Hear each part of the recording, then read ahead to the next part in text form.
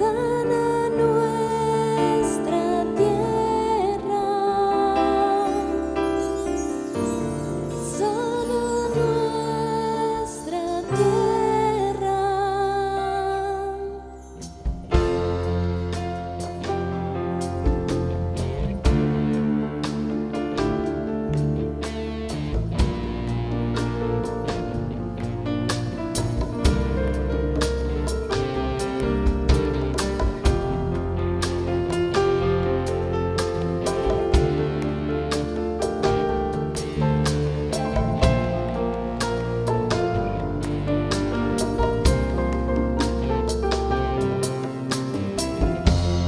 Vengo a ti, guíame, santifícame en ti. Yo quiero andar en tu verdad. Tómame, abrázame, mi corazón hoy vuelvo a ti, solo a ti. Quiero humillarme, buscar tu rostro. Hoy me arrepiento delante de ti. Vengo a invocarte, inclina tu oído, escucha y perdona mi rebelión. Sana nuestra tierra, sana nuestra tierra.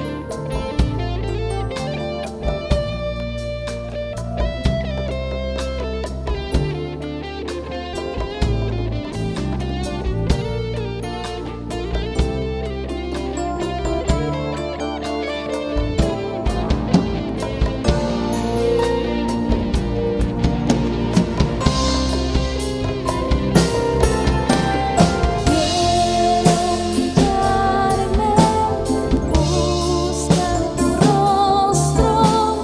Hoy me arrepiento delante de ti. Vengo a invocarte, inclina tu oído, escucha y perdona mi rebelión. Sana nuestra tierra, sana nuestra tierra, sana nuestra tierra, sana nuestra tierra con tu amor.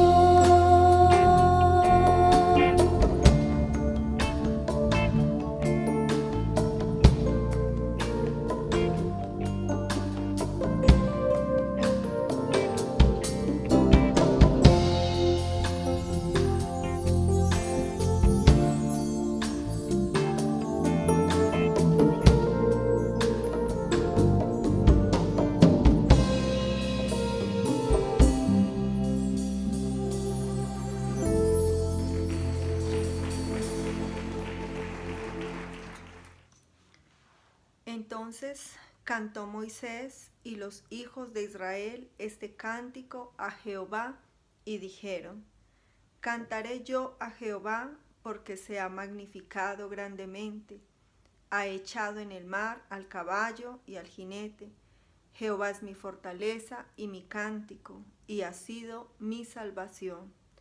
Este es mi Dios y lo alabaré, Dios de mi Padre y lo enalteceré. Oh sí, amado Señor, en esta mañana nos presentamos delante de ti, bendito Dios, reconociendo, Señor, que solo tú eres digno de gloria, de honra, de alabanza y de exaltación. Por eso hoy venimos ante tu altar, Señor, con cánticos de amor, con cánticos de júbilo, Señor, para exaltarte y para bendecirte. Declaramos que hoy con nuestros cánticos te adoramos y te exaltamos, Señor. Declaramos, bendito Dios, que tú eres la fortaleza de este pueblo, que tú eres el cántico que sale de nuestra boca, Señor, porque tú has sido nuestra salvación. Te pedimos que te muevas con gran poder en el nombre de Jesús. Amén.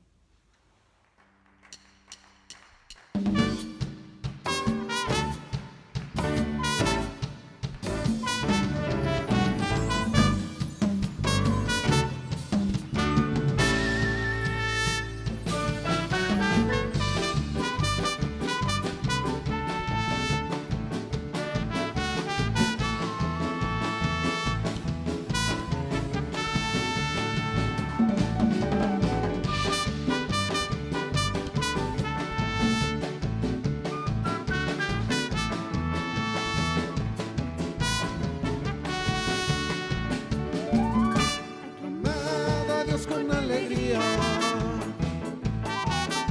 cantad la gloria de su nombre, poned gloria en su alabanza, cuán asombrosas son tus obras, cuán asombrosas son tus obras.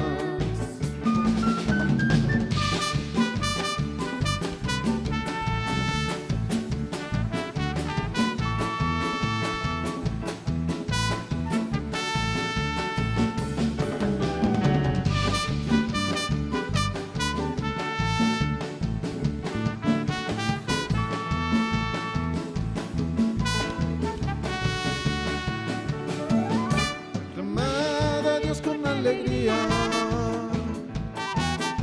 cantar la gloria de su nombre, poner gloria en su alabanza, cuán asombrosas son tus obras, cuán asombrosas son tus obras.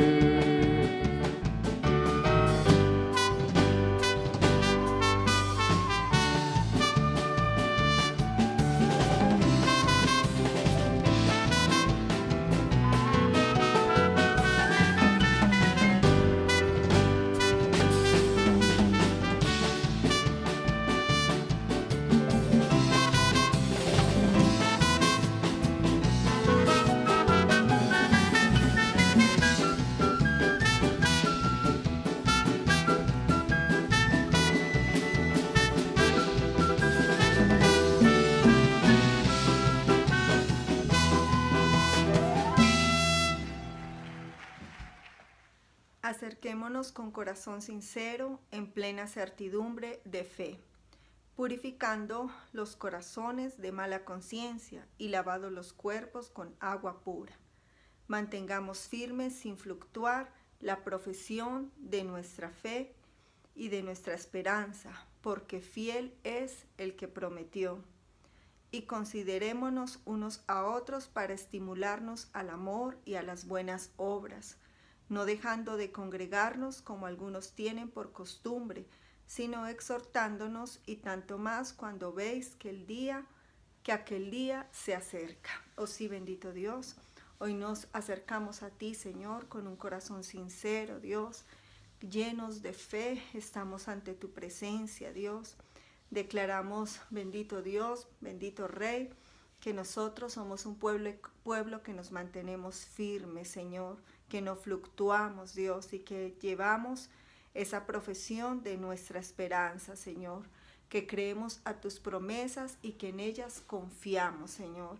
Por eso hoy, Dios Todopoderoso, te alabamos, te bendecimos, Señor, y te damos gracias, bendito Dios, por ese llamamiento que tú nos has hecho. Bendito eres tú.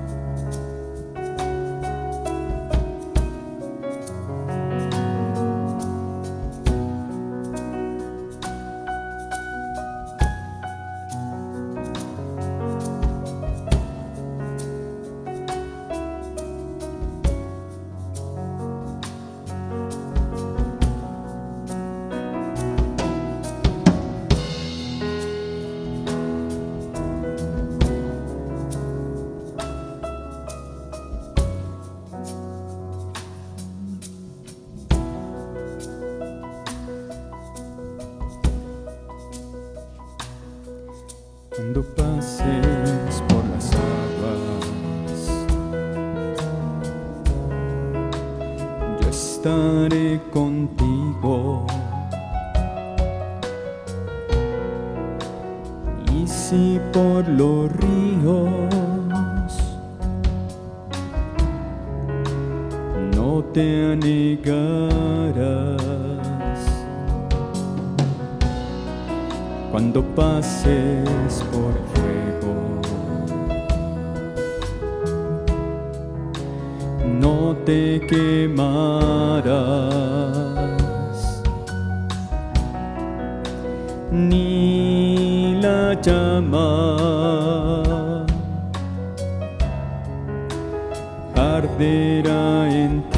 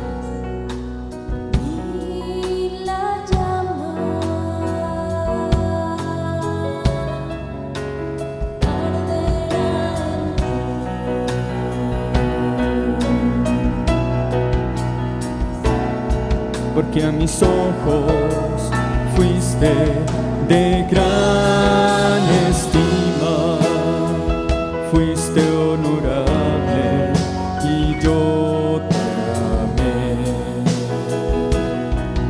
Daré pues hombres por ti. naciones por tu vida, porque a mis ojos fuiste de gran estima, fuiste honorable y yo te amé. Daré pues hombres por ti y naciones por tu vida.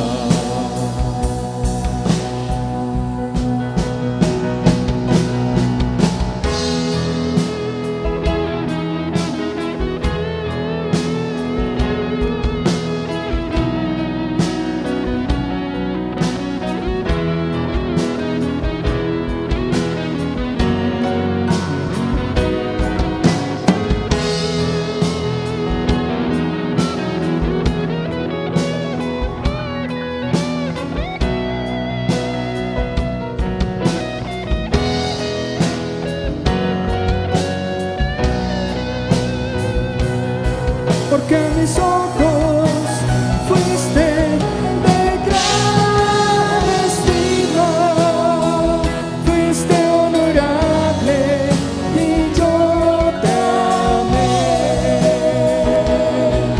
Daré pues hombres por ti y naciones por tu vida.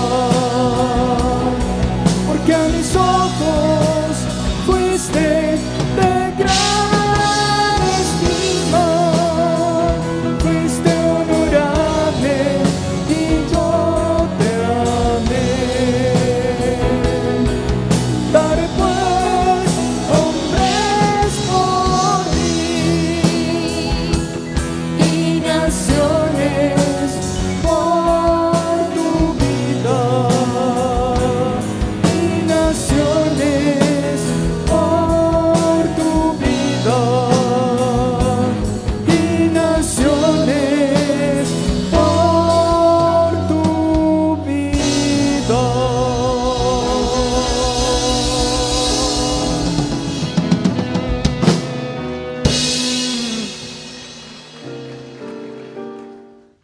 Velad pues, porque no sabéis a qué hora ha de venir nuestro Señor.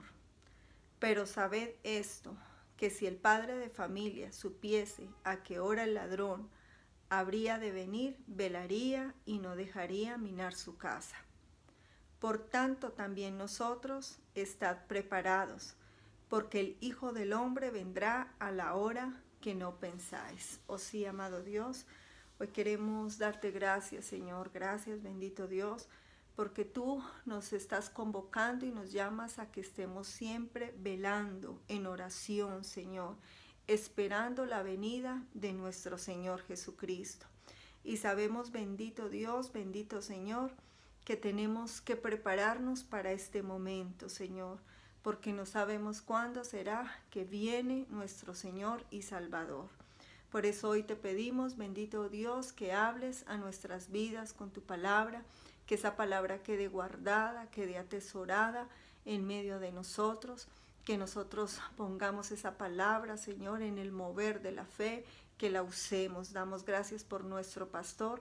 Te pedimos que lo bendigas, que lo uses, Señor, y que le entregue tu mensaje en el nombre de Jesús. Amén.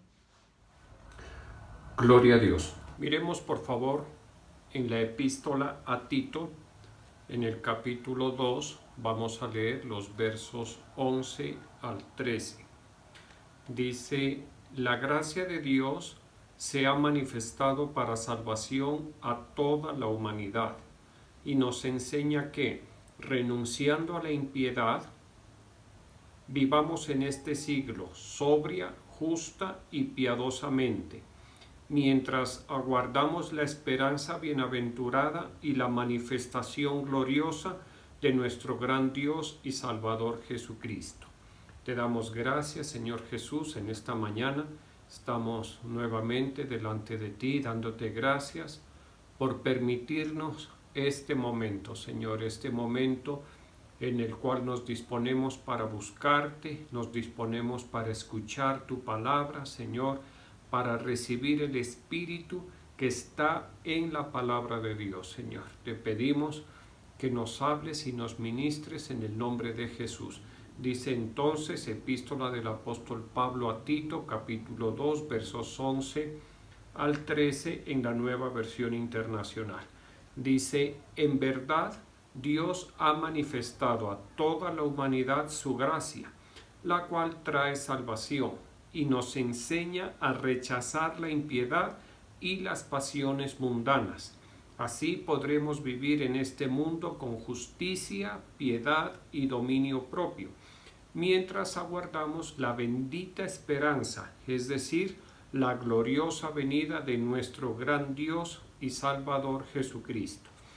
Bueno, en este pasaje el apóstol Pablo le habla a su discípulo Timoteo y hace una disertación en este capítulo 2 y en estos versos 11 al 13 que pues a Tito le interesaba, le convenía escuchar el mensaje que el Espíritu Santo hablaba a través del apóstol Pablo, y no solamente a Tito, sino toda la iglesia debe tener muy claros estos conceptos que el apóstol Pablo menciona o a los cuales hace referencia en estos 3 versos.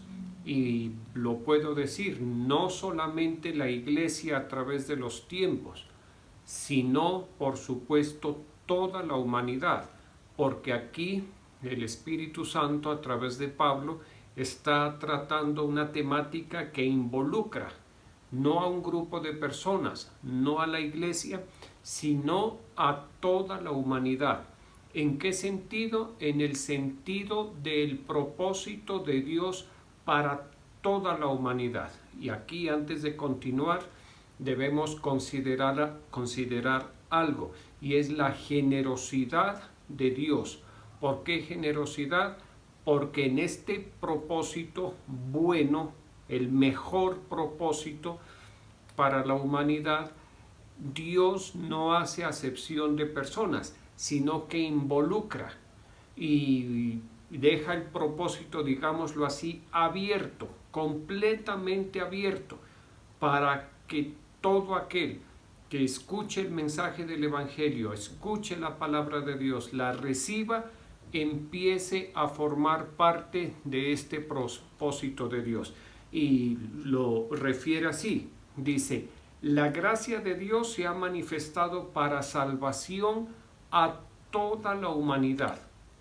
En palabras que nosotros utilizamos con mucha frecuencia, el favor inmerecido de parte de Dios dice que ya se ha manifestado, no está hablando en futuro, no está diciendo se manifestará, no, lo da como un acontecimiento que ya tuvo lugar. Y cuando dice la gracia de Dios se ha manifestado, se refiere a la gracia que vino junto con nuestro Señor Jesucristo, la gracia de Dios que vino personificada en nuestro Señor Jesucristo, conforme lo habla en el primer capítulo del Evangelio según San Juan. ¿Listo? Porque así se refiere, que en el Señor, que por la ley vino por Moisés, pero la gracia y la verdad vinieron por el Señor Jesucristo, y que de Él nosotros, y conforme a este verso de Tito 2, capítulo 2, verso 11, podemos decir, y de Jesús puede tomar gracia toda la humanidad. Toda la humanidad. No es sino que la persona decida, haga el esfuerzo, inclusive, yo me atrevo a decir, haga el intento de creer en el Señor, de reconocer al Señor Jesucristo. Y si esa persona, así sea por un tiempo, decide creer en el Señor Jesucristo, decide aceptarlo, pues en esa persona se va a manifestar el favor inmerecido que viene con el Señor Jesucristo. Y entre las cosas que esa persona va a ver es la manifestación del poder de Dios en su vida a través del Espíritu Santo de Dios. ¿Listo? Entonces entendámoslo muy bien. La manifestación de la gracia de Dios es incluyente para toda la humanidad. Y qué bueno que todas las personas, todo lo que respira, como dice la Escritura, en cada generación tuvieran acceso a través de la predicación de la palabra a esta gracia de Dios. ¿Listo? Y mire, y la gracia de Dios se manifiesta en toda la humanidad para salvación. Y ayer o hace 2 días tal vez nuestro apóstol en una iglesia que visitó nos decía que la salvación fundamentalmente tiene que ver con 2 cosas de interés para toda la humanidad. Y esas 2 cosas son, primero, el perdón de pecados y segundo, la vida eterna. ¿Listo? ¿En qué consiste la salvación? En que nuestros pecados sean perdonados y en que en virtud a ese perdón de pecados nosotros podamos experimentar la vida eterna.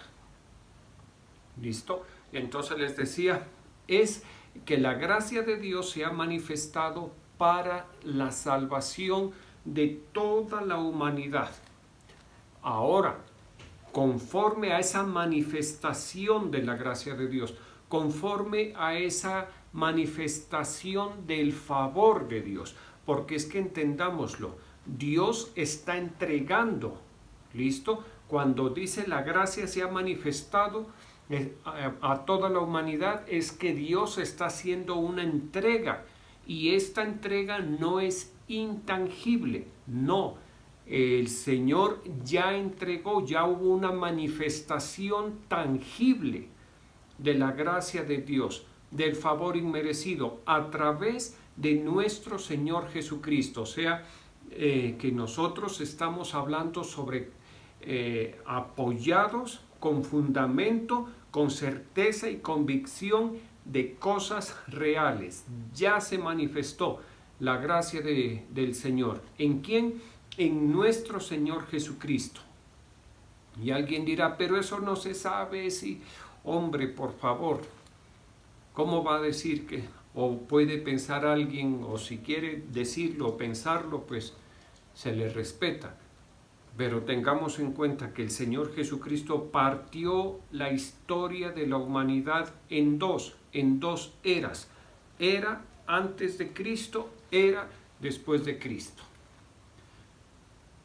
¿Listo? Entonces, lo digo esto como para que no se vayan a dejar enredar ni confundir. Ya la gracia,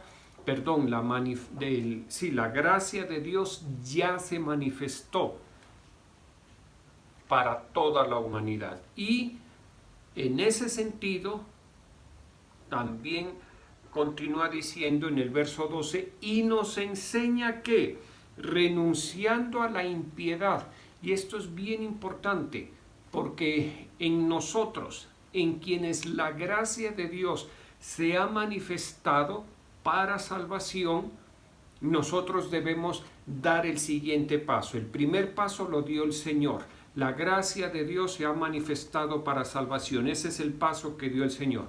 El siguiente paso nos corresponde a nosotros. ¿Cuál es el siguiente paso? Renunciar a la impiedad. ¿Cómo podemos decirlo de una manera más sencilla? Proceder al arrepentimiento. ¿Listo? Renunciar tiene que ver, por ejemplo, o no por ejemplo, renunciar se refiere a algo tan claro como hacer una dejación voluntaria, dimisión o apartamiento de algo que se tiene o se puede tener. Entonces, ¿qué nos manda? ¿Qué nos enseña? que renunciemos a la impiedad. En otras palabras, nos enseña a que dejemos voluntariamente la impiedad. ¿Listo? A que nos apartemos de la impiedad y que nos dediquemos, por supuesto, como lo dice más adelante, a llevar en este siglo, en este tiempo, una vida sobria, justa y piadosa. Ahora bien, esta solicitud que el Espíritu Santo nos hace a través de la vida del apóstol Pablo, no pensemos que es a nosotros solamente, a los de esta generación o en fin, no. Así como la gracia de Dios se ha manifestado para salvación a toda la humanidad también el Señor le hace esta invitación que dice aquí, a que renunciemos a la impiedad. ¿Listo? Y esto, mire, uno lo mira en la palabra de Dios y esta invitación a la renuncia, este sentir a la renuncia, porque en muchas ocasiones se nos invita, como en este caso, en la epístola del apóstol Pablo a Tito, en otras ocasiones es un sentir que el Espíritu Santo coloca en nosotros. Y creo que en la mayoría de las ocasiones, sobre todo en el caso nuestro de la iglesia, es algo mixto. Por una parte se nos enseña que debemos renunciar y por otra parte el Espíritu Santo coloca en nosotros ese sentir de renunciar. Miremos por favor lo que dice en la epístola a los Hebreos en el capítulo 11 verso 24 en la Nueva Versión Internacional. Dice, por la fe Moisés ya adulto renunció a ser llamado hijo de la hija de Faraón. En este caso se refiere a Moisés, quien por causa de la fe, por causa de la profesión de fe que había en Moisés, y alguien dice, pero ¿cómo? ¿Y la ley no vino por Moisés? Sí, pero la ley vino mucho más adelante, o vino más adelante. ¿Listo? Moisés, por cuanto era descendiente de Abraham, de Isaac y de Jacob, era un hombre de fe. Había fe en él, había una medida de fe que Dios le concedió. Y profesando la fe, él mismo, mire, él mismo renunció. Él mismo, como dice la definición de renunciar, él mismo hizo una dejación voluntaria. ¿De qué? A ser considerado familia del faraón rey de Egipto. Y esa es una dejación tremenda, porque recordemos que Egipto en esa época era un imperio. Y entonces, ¿a qué renunció Moisés? A vivir con las comodidades propias de un príncipe de un imperio. Es más, renunció a heredar inclusive el trono, ¿de acuerdo? Porque el camino estaba abierto perfectamente.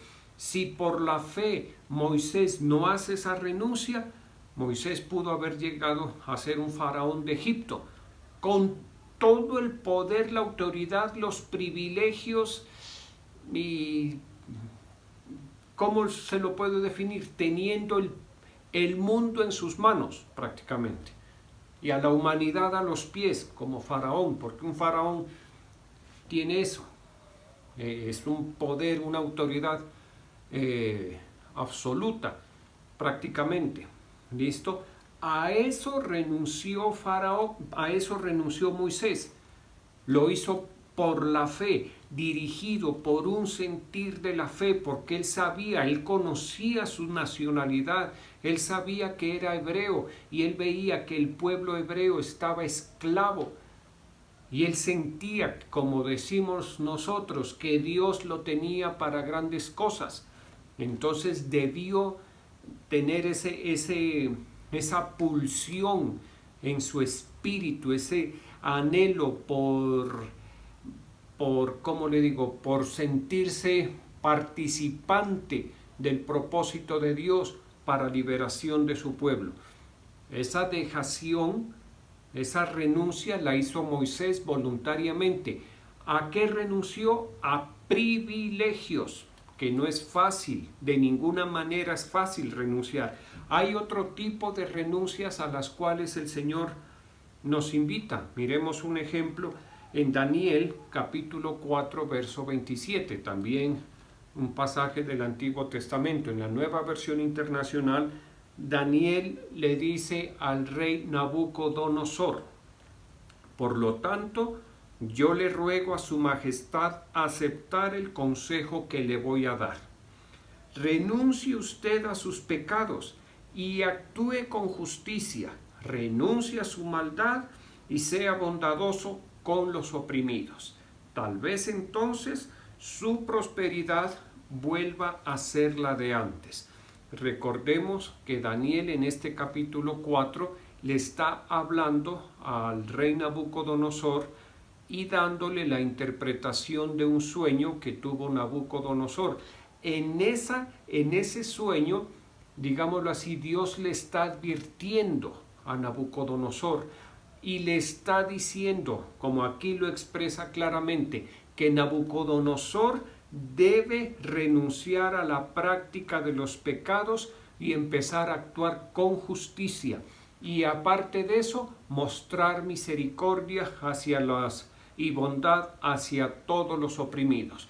Eso se lo dio como palabra de Dios, digámoslo así, se lo dio Daniel a Nabucodonosor. Ustedes conocen la historia, el resto del capítulo 4, qué sucedió con Nabucodonosor, que hizo, póngale atención, caso omiso. ¿Qué sucedió entonces? ¿Qué concluimos? Que Nabucodonosor no renunció a sus pecados. Aunque recibió la exhortación de parte del Dios de Israel, no renunció a sus pecados y siguió pecando y siguió siendo duro y maltratando a los oprimidos, hasta que le llegó el día.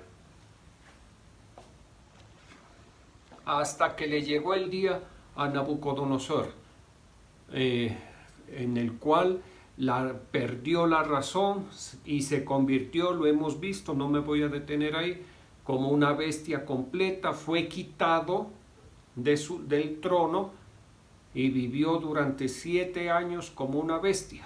¿Listo? Perdió toda su razón, toda su riqueza, toda su honra y toda su dignidad. ¿Hasta cuándo? Hasta que reconoció que el cielo es el que gobierna sobre los reinos de los hombres.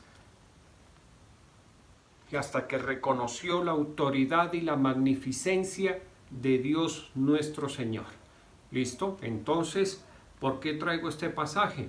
Porque es importante que si el Señor nos hace esta invitación a la renuncia al pecado, a la impiedad, pues no tardemos, seamos diligentes, hagamos el esfuerzo, demos la batalla contra nosotros mismos. ¿Por qué digo contra nosotros mismos? Porque la impiedad no está afuera. La impiedad está dentro de nosotros, en nuestros pensamientos, en nuestras emociones. El pecado está dentro de nosotros. Obviamente, afuera hay pecado, pero tenemos que empezar por nosotros, por lo que se mueve aquí en el corazón. ¿Listo? Por eso la Escritura dice, llevando cautivo todo pensamiento a la obediencia a Cristo Jesús y derribando todo argumento que se levante en contra del conocimiento de Dios. ¿Listo? Miremos por favor lo que dice en el Evangelio según San Mateo, en el capítulo 10, en el verso 39, en la Nueva Versión Internacional. El que se aferra a su propia vida, la perderá. Y el que renuncie a su propia vida por mi causa, la encontrará. Mire que aquí ya está hablando el Señor Jesucristo. Sí, y en la versión Reina Valera dice, el que el que ama su propia vida la perderá. Y el que... Entonces, aquí está siendo muy claro. Este pasaje en la versión Reina Valera dice: el que halle su vida la perderá, y el que pierda su vida por causa de mí la hallará. Y se expresa así porque generalmente todo ser humano anda buscando el propósito para su vida, el propósito personal para su vida. Hay personas que, digámoslo así, tienen buenos propósitos, crecer, desarrollarse, ser alguien, ayudar. Sí, hay otros que no les importa nada, le dan el peor destino, el peor propósito a su vida. ¿Por qué? Porque andan buscando su vida, andan mirando la forma de hallar un sentido para su vida. ¿Listo? Y aquí en la Nueva Versión Internacional a eso le llama aferrarse al sentido de la vida que cada uno le da a la vida. ¿Qué nos dice de eso? De ese aferrarse al propio sentido de la vida, que finalmente esa persona va a terminar perdiendo la vida. O sea que no hay que aferrarse, no hay que buscar darle el sentido a la vida personal que yo tengo, o que yo me imagino, o que yo quiero. Hay que permitir que el dador de la vida, que el Dios de la vida, que el Dios eterno, que el Dios dueño de las vidas, le dé sentido a nuestras vidas. Por eso dice: y el que renuncia a su propia vida por causa de Cristo, la encontrará. Cuando yo renuncio a darle a mi vida el sentido que yo le quiero dar, el desarrollo que le quiero dar a mi vida, cuando yo renuncio a eso y le entrego el sentido de mi vida al Señor para que Él le dé sentido, en ese momento estoy ganando mi vida. Efectivamente, la estoy hallando.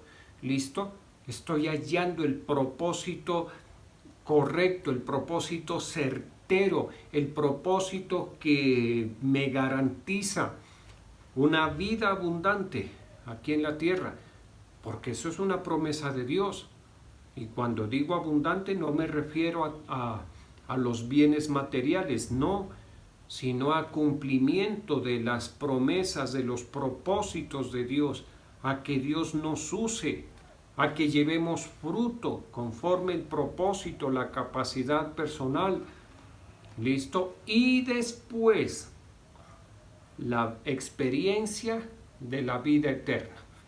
¿Listo? Ahora bien, continúa diciendo, o veníamos hablando del verso 12, que dice: y nos enseña que renunciando a la impiedad es la maldad, es la perversidad. Y en la Nueva Versión Internacional dice: y nos enseña a rechazar la impiedad y las pasiones mundanas. Sí, debemos ser cuidadosos, muy cuidadosos de las pasiones mundanas. Hay cosas en la vida que uno las puede practicar y disfrutar la familia, disfrutar la compañía. Siempre pensemos en eso. La compañía de los seres queridos es algo que uno debe disfrutar. De los padres, quien tenga su padre, pues su madre, disfrute de su compañía.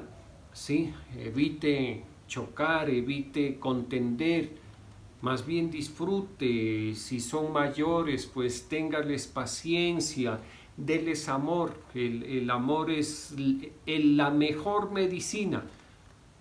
Los mimos son la mejor medicina que se le puede dar a una persona.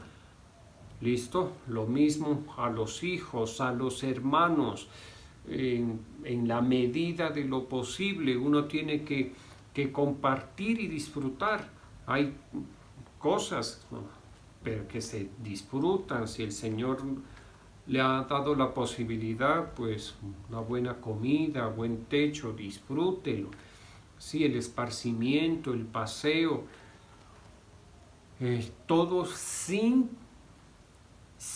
¿Cómo sé que es algo que es una pasión mundana lo que estoy haciendo? Por cómo me deja, ¿listo? Si lo que estoy haciendo es pasión mundana, me deja apagado, frío espiritualmente, indiferente espiritualmente, insensible espiritualmente. Si quedo así después de practicar algo es porque es una pasión mundana. Pero si al contrario quedo contento, quedo alegre, quedo satisfecho, hay en mis labios alabanzas al Señor, entonces perfectamente podemos decir que es un disfrute, que no es una pasión mundana. ¿Listo?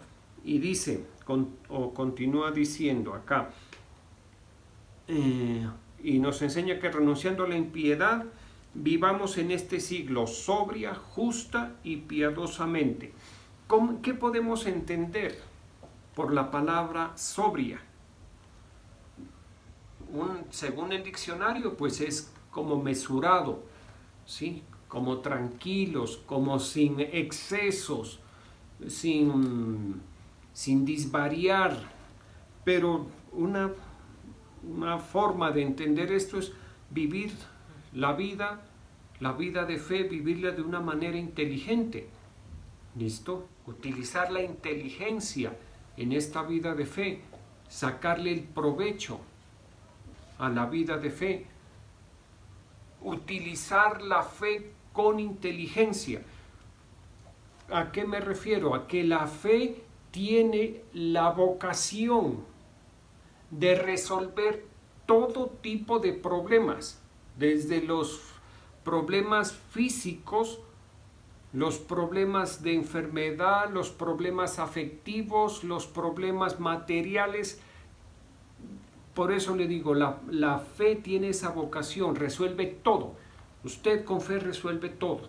Y mi persona con fe resolvemos todo. Y todo es todo, mire, y eso lo hemos visto en tantas ocasiones con anécdotas de todo tipo,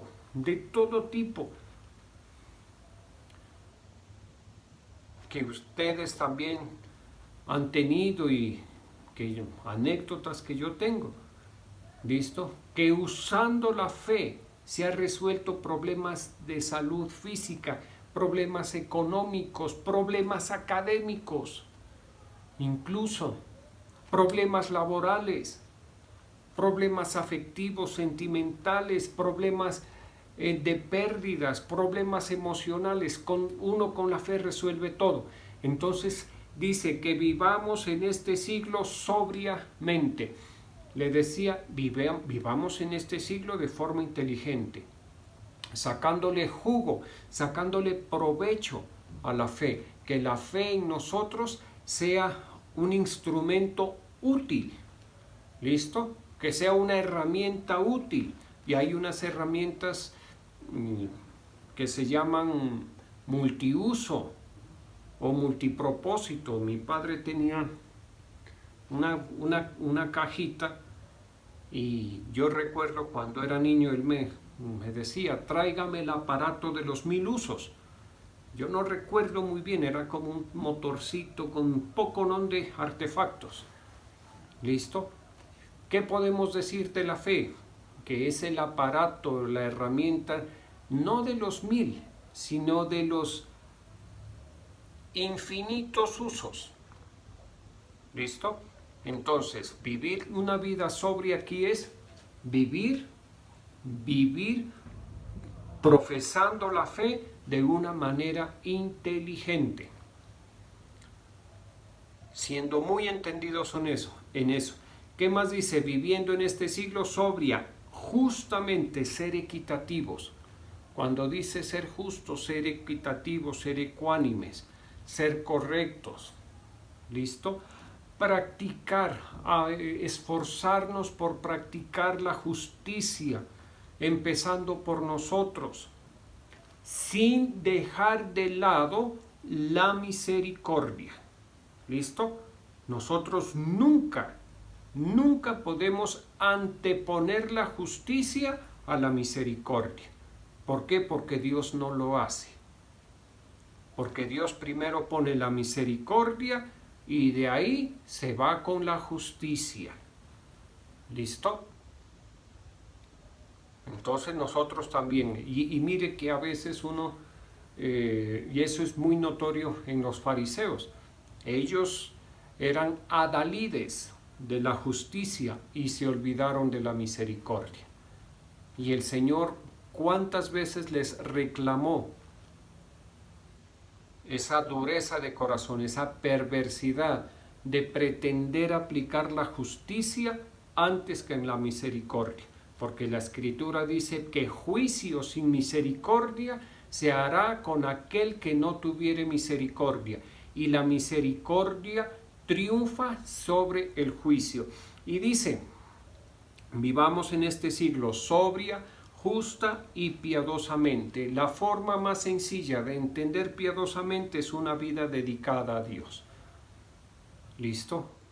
Si usted está empezando su vida de fe, se le recomienda ore bastante, lea, saque tiempo en la administración de su tiempo, saque tiempo para orar, saque tiempo para leer las Escrituras, saque tiempo para congregarse. Cuando se congregue, vaya con la mejor actitud, persevere en eso, persevere, y si en medio de esa perseverancia a usted se le invita a prestar un servicio en la iglesia, en el ministerio, en la casa de Dios, hágalo sin dejar de orar, sin dejar de estudiar la palabra de Dios, sin dejar de congregarse.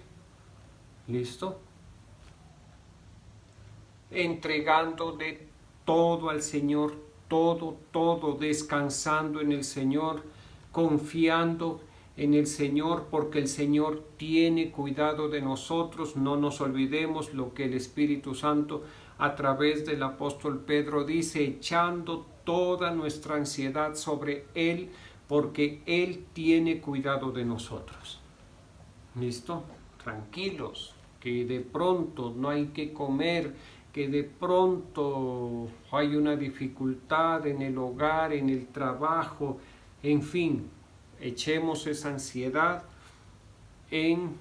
a los pies del Señor Jesús, o pongamos esa situación a los pies con la certeza de que el Señor tendrá cuidado y tiene cuidado de nosotros. Los ojos del Señor contemplan toda la tierra.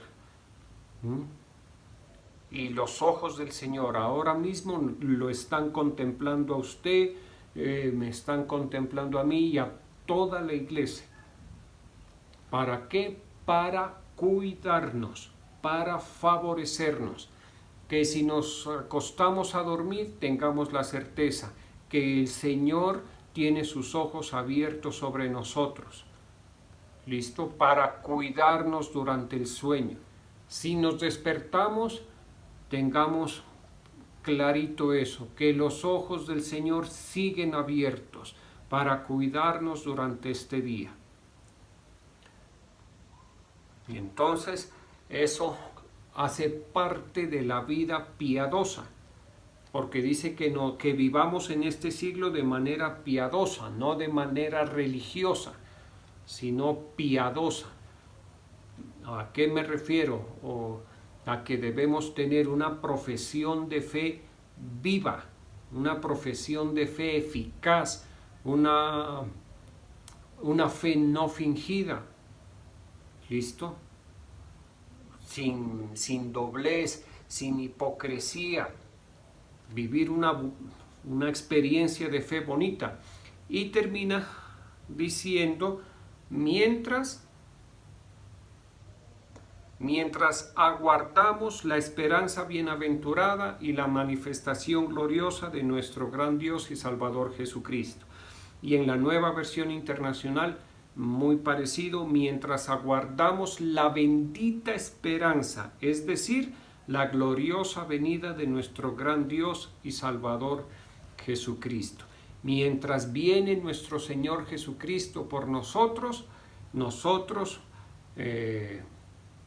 vivamos con la claridad, con la certeza de que la gracia de Dios se ha manifestado con toda la humanidad para salvación, y que esa gracia de Dios nos invita, en otros momentos nos exhorta. La gracia de Dios nos indica el camino. ¿Y en qué sentido va esa indicación, esa recomendación de la gracia de Dios? A que renunciemos a la impiedad, ¿listo? Y vivamos en este tiempo de una manera sobria, justa y piadosa. Y así, viviendo nosotros de una manera justa y piadosa, van a ir corriendo los meses, los años, vamos a ir viendo el fruto en nuestra vida, vamos mirando que tenemos un recorrido que ha sido de bendición, que nuestra fe no ha sido en vana, que nuestro esfuerzo el Señor lo ha recompensado, que el Señor nos ha respondido, que el Señor nos ha cuidado, que el Señor nos ha protegido. Vamos viendo que el Señor ha hecho en nosotros cosas imposibles, ha hecho sanidades, milagros, prodigios, etcétera, etcétera, etcétera. Y nuestro corazón sigue esperando, sigue anhelando que el Señor Jesucristo venga por nosotros. Y el rato menos pensado va a venir y nos vamos con Él. Y si hasta que el cuerpo físico nuestro sigue con vida, el Señor Jesucristo viene y nos vamos. Si en caso contrario, moriremos, ¿listo? Y nuestra alma se irá a su presencia. Por eso dice, mientras aguardamos la esperanza bienaventurada y la manifestación gloriosa de nuestro gran Dios y Salvador Jesucristo. Nosotros tenemos un gran Dios, el mejor, el más poderoso, el eterno, el omnipotente, el invencible. Así es nuestro Dios. No, hace unas semanas le decía que, referente a un verso que dice, el que se gloríe en el Señor. Y decíamos en aquella enseñanza que gloriarse en el Señor se refiere a sentirse orgulloso del Señor. Nosotros tenemos todas las razones para sentirnos orgullosos de nuestro Dios. Todas las razones para sentirnos orgullosos de nuestro Dios, porque nuestro Dios es grande, es poderoso, nuestro Dios nos ha cumplido, nuestro Dios no nos ha defraudado, nuestro Dios nos ha levantado. ¿Listo? Esa es la experiencia nuestra y todo lo que está escrito en la palabra de Dios. Entonces, nosotros tranquilos, contentos, viviendo piadosamente, esperando a nuestro Señor Jesucristo, con la certeza de que tenemos al gran Dios y gran Salvador, nuestro Señor Jesucristo. Vamos a orar. Gloria a Dios. Miremos, por favor, te damos gracias, Señor, en esta mañana. Estamos delante de ti. Yo pongo estos tributos en tus manos, Señor. Gracias porque nos permites tributar. Nos permites presentar esta ofrenda, este pacto, este sacrificio delante de nuestro gran Dios, delante de nuestro gran Salvador, nuestro Señor Jesucristo. Gracias, gracias. Te tributamos con alegría, con amor. Le tributamos al gran Dios y Salvador Jesucristo. Asimismo, Espíritu Santo, vivifica la iglesia. Espíritu Santo, fortalécenos. Ahora mismo estoy desatando la unción de sanidad. Desato la unción de sanidad en los cuerpos físicos. Declaro que tus hijos, tus hijas están recibiendo, donde quiera que se encuentren, están recibiendo sanidad, reciben sanidad en sus cuerpos, reciben sanidad, vigor en sus almas. En el nombre de Jesús la unción fluye, la unción de sanidad, la unción de liberación, la unción de prosperidad fluye en este momento, está llegando, está alcanzando las vidas, las familias, los trabajos, los negocios, los ministerios. Fluye la unción, fluye la unción sobre la iglesia Genesaret y Torrefuerte. En el nombre de Jesús recibe de la gracia, del favor de nuestro gran Dios y Salvador Jesucristo. Nosotros recibimos de Él, de nuestro gran Dios y Salvador Jesucristo. Te damos muchas gracias, oramos por la paz de tu pueblo amado, por la paz de Israel, Señor. Guarda por favor a Israel, guarda a Israel, protege a Israel, libra a tu pueblo amado Israel. Oramos por nuestras autoridades, el señor presidente, los señores gobernadores, alcaldes, que sea tu misericordia, tu favor, tu dirección en sus vidas. Por nuestros apóstoles, Álvaro, Ruth, su familia, toda esta iglesia cristiana Salem, Señor.